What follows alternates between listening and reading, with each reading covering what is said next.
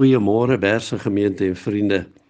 Ons trek by Woensdag en ons vorder goed met ons oefening om die gesindheid van Jesus aan te leer.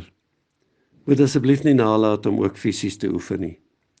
Ons het sover geleer van Maandag vreugde, Dinsdag vrede en nou is ons by Woensdag volharding. Volharding volgens Hebreërs 10 vers 36 is wat ons nodig het om die wil van God te doen en te ontvang wat hy beloof het. Daar is 'n mooi verhaaltjie van 'n slak wat teen 'n appelboom begin uitklim. Terwyl hy stadig teen die stam opseil, steek 'n wurm sy kop by 'n gaatjie in die bas uit. "Jy mors jou tyd, daar's nie 'n enkel appel daarbo nie," sê hy. Die slak se antwoord: "Ek weet, maar teen die tyd dat ek daarbo kom, sal daar appels wees." Volharding beteken dat ons bereid sal wees om vol te hou ten spyte van wat ons nou sien, of wat ons hoor of beleef. Jakobus 1 vers 3 tot 4. My liewe broeders en susters, wanneer julle in allerhande beproewings beland, moet julle eintlik baie bly wees. Julle weet mos, wanneer 'n mens se geloof 'n toets deurstaan, veroorsaak dit dat jy kan volhard.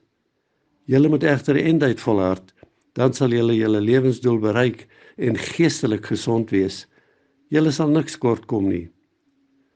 Wanneer die Here sê, sonder my kan julle niks doen nie, dan moet ons weet dat volharding eintlik is om te wandel met end-uit geloof in God se krag en sy beloftes.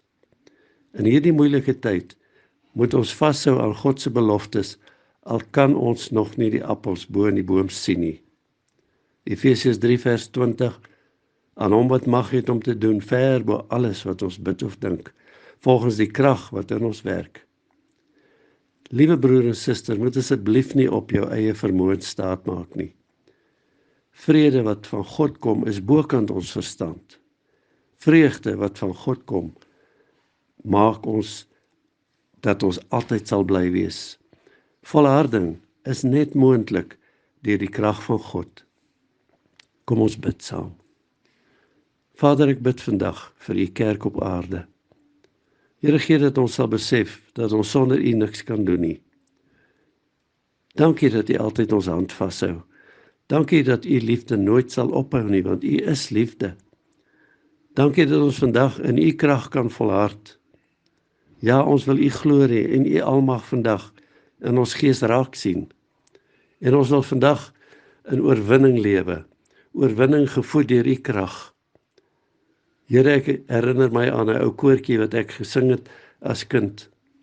Daar is krag, wonderwerkend krag in die bloed van die lam. Daar is krag, wonderwerkend krag in die dierbare bloed van die lam. Daar's oorwinning, wonderlike oorwinning in die bloed van die lam. Daar's oorwinning, wonderlike oorwinning in die kosbare bloed van die lam. Daarom gee u ons die vermoë om te sê, ek is tot alles in staat deur Christus wat my krag gee. Amen.